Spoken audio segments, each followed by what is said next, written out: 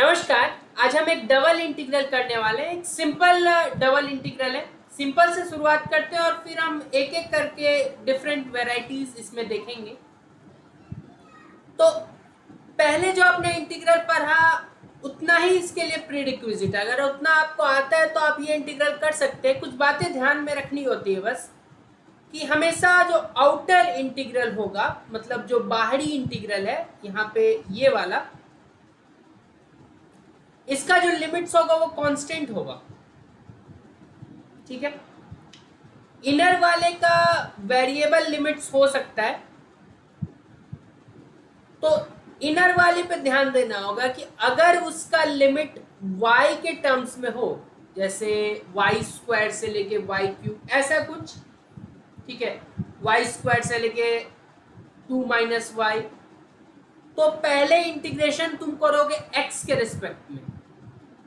अब ऐसा क्यों कर रहे हैं, एक एग्जांपल के जरिए समझते हैं। हालांकि हम इसमें प्रॉब्लम्स करेंगे आगे, कि मान लेते हैं ऐसा कुछ डबल इंटीग्रल है। ठीक है, बाहर वाला 0 से 2 मान लेते हैं, ऐसा रहा हो।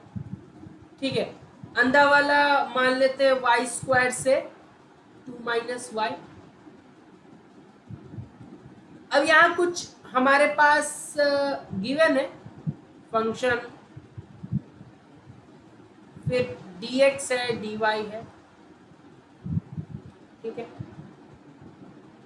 तो अब हमें ध्यान देना है कि क्योंकि इनर इंटीग्रल y के टर्म्स में है, दैट मीन्स पहले जो इंटीग्रेट करेंगे, जिसको भी करना है पहले इंटीग्रेट, उसमें हमें ध्यान देना है कि वो वाला y वाला इंटीग्रल ना हो, x वाला हो, ताकि इसको इंटीग्रेट करेंगे कुछ आएगा, उसमें लिमिट पुट करेंगे।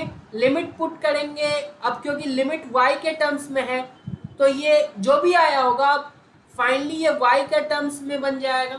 और अब हम इसे आसानी से y के रिस्पेक्ट में आउटर इंटीग्रल का लिमिट लगा के कर सकते हैं। तो क्योंकि y के रिस्पेक्ट में बाद में करना है, तो उसके लिए y का कुछ फंक्शन चाहिए होगा, इसीलिए हम y के रिस्पेक्ट में पहले नहीं करते। बाद में y के रिस्पेक्ट में करना है तो y वाला फंक्शन भी चाहिए होगा। ठीक है, इसीलिए ज़्यादा इस पर अभी फिलहाल सोचना नहीं आपको चाहिए। हम जब करेंगे अगला इंटीग्रल, प्लेलिस्ट में आपको मिल जाएगा, तो उसमें हम ध्यान देंगे इन बातों। ठीक है, आज का इंटीग्रल तो सिंपल है। मैं अगर ये y equals to 0 x equals to 0 हटा भी दूँ, 0 से 2, ठीक है, दोनों कांस्टेंट लिमिट है, तो आपका मर्जी पर डिपेंड करता है आप x के रिस्पेक्ट में पहले करें या y के रिस्पेक्ट। तो कैसे शुरुआत करते हैं, हम एक इंटीग्रल एक बार में सॉल्व करते हैं। तो ये 0 से 2 लिख दिया। ठीक है, आज तो दोनों लिमिट भी सेम है, दोनों लिमिट कांस्टेंट भी रहते हैं, फिर भी हम यही काम करते हैं एक बार में एक। अब अंदर वाला जो इंटीग्रल है उसको पहले सॉल्व करना है, which is also from 0 to 2। अब मैं x के रिस्पेक्ट में पहले कर रहा हूं, मैंने कहा था कि आपके ऊपर डिपेंड है। ये डब्बा, दैट मीन्स ये ब्रैकेट के अंदर जो भी सॉल्व होके आएगा उसको मैं फर्दर बाद में y के रिस्पेक्ट। ठीक, तो पहला फोकस हमारा होना चाहिए इस ब्रैकेट को सॉल्व करने। तो चलिए इसको सॉल्व करते हैं। 0 से 2 ऐसे ही रहेगा। अब क्योंकि x के रिस्पेक्ट में कर रहे हैं, तो y स्क्वायर को एज अ कांस्टेंट ट्रीट करना है, तो x स्क्वायर का डेरिवेटिव हो जाएगा, सॉरी इंटीग्रल हो जाएगा x³/3। y स्क्वायर को एज अ कांस्टेंट, जैसे 2, 3, 4 ऐसा ट्रीट करिए, तो y स्क्वायर ऐसे ही रहेगा। y स्क्वायर इंटू 1 ऐसा रहा होगा, y स्क्वायर इंटू 1 और dx, तो y स्क्वायर बाहर आया होगा, इंटीग्रेशन ऑफ dx, तो y स्क्वायर x ऐसा कुछ आ जाएगा। And limit is going from 0 to 2।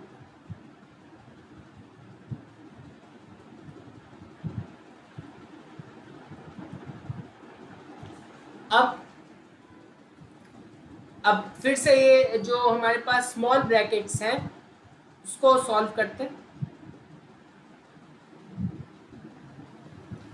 2 डालो तो 8/3, ध्यान रहे x के रिस्पेक्ट में आपने इंटीग्रेशन किया है, तो जहां है x वहीं पे वैल्यूज पुट करना है, y को नहीं अभी डिस्टर्ब करना। तो इस x के जगह भी 2 डालना है, तो +2।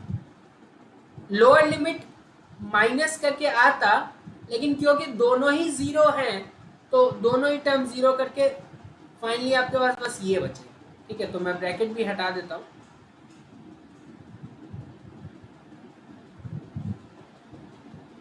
अच्छा, ये y² में भूल गया,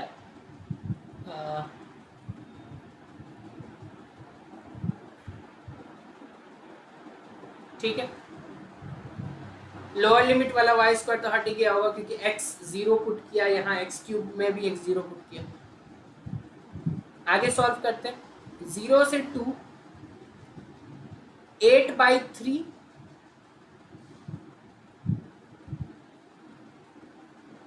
अब तो डायरेक्ट इंटीग्रेट ही कर देना। अब 8/3 का क्या हो जाएगा, अगेन वही चीज, इंटीग्रल 8/3 बाहर, इंटीग्रल ऑफ dy क्या हो जाएगा, y, तो 8/3y ऐसा कुछ, तो 8/3y इसका क्या हो जाएगा, y² का y³/3,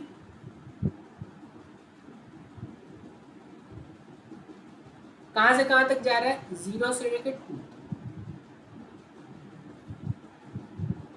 क्योंकि बाहर वाला कांस्टेंट इसीलिए हम रखते हैं कि फाइनली वैल्यू कांस्टेंट है। ठीक है, अब 2 रखो y के जगह तो 16/3, 2 रखो y के जगह तो 2 × 8 16/3 अगेन। लोअर लिमिट अगेन रखोगे तो 0 + 0 दैट इज 0, तो ये 32/3 आ गया।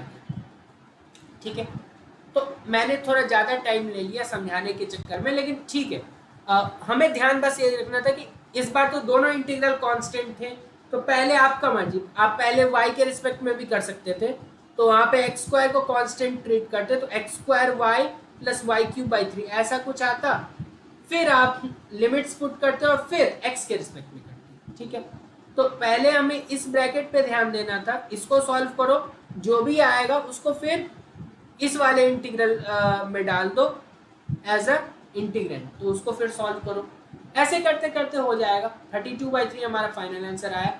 ऐसे और मैंने इंटीग्रल्स किए हुए हैं, इंटीग्रल कैलकुलस नाम का एक प्लेलिस्ट है, उसमें आपको मिल जाएगा।